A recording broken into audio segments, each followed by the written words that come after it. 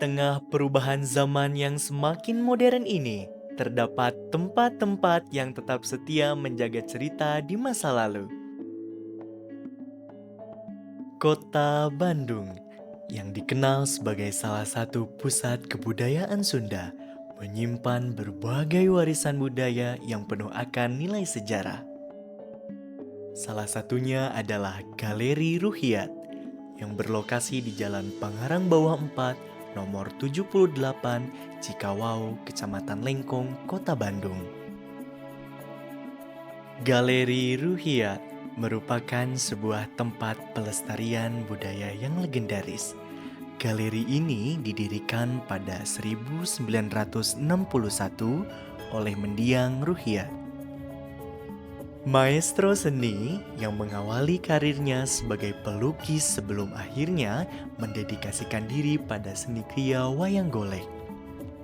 Setelah Alun Ruhyat berpulang, Galeri Ruhyat ini diteruskan oleh putranya, yaitu Tatang Heryana. Assalamualaikum warahmatullahi wabarakatuh. Nama saya Tatang Heryana, putranya generasi pertama Pak Alun Ruhyat bin Hambali. Itu generasi pertama yang bikin wayang golek pada tahun 58, bulan Mei 58. Pindah ke sini tahun 1973, bulan Juni. Bulan Juni pindah ke Pangarang tahun 1973. Jadi tamu dari tahun 73 itu udah banyak ke sini, khususnya yang dari Belanda. Warisan berharga ini tidak tumbuh sendirian. Ia dirawat bersama seluruh anggota keluarganya yang masing-masing membawa bakat dan kecintaannya yang berbeda-beda. Dari keluarga hampir semua terjun ke wayang golek, termasuk saya sendiri. Tatang Heryana hobinya ke ngukir. Ada lagi kakak yang hobi ke filosofi wayang sama warna wayang. Itu sekarang pindah di Tasik, di Singaparna.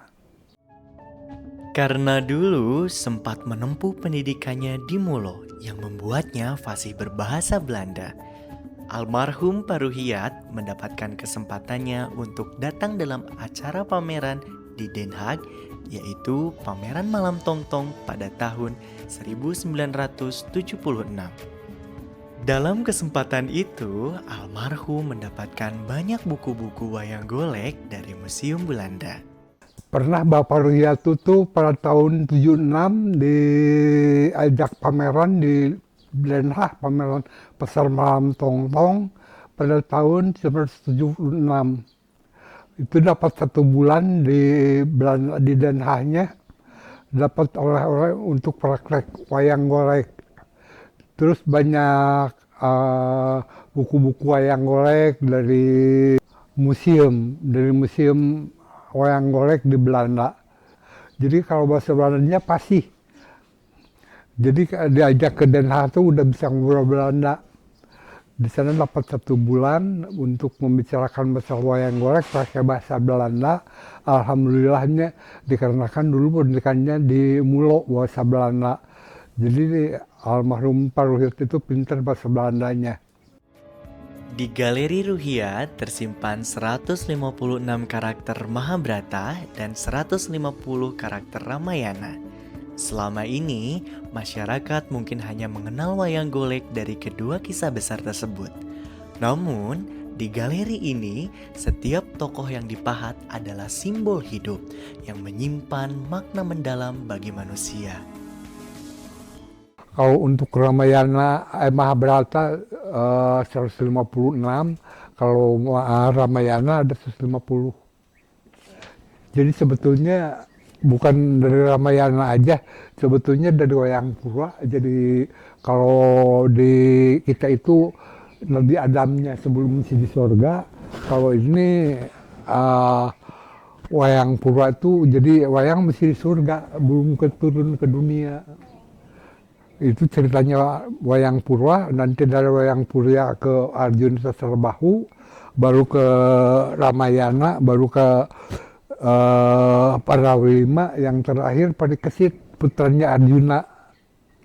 Ini yang jadi kalau nanti filosofinya kayak Bima kenapa dililit ular, itu filosofinya jadi dari awal mulai dilahirkan sampai meninggal itu dililit oleh waktu, jadi disimbolkan oleh ular. Itu di kisah Bima ceritanya filosofi kehidupan untuk manusia. Namun, di balik ratusan mahakarya yang berhasil tercipta, terselip sebuah kekhawatiran besar. Tantangan terberat kini bukan lagi soal bagaimana memahat kayu menjadi wayang, melainkan bagaimana mewariskan maknanya kepada generasi masa depan.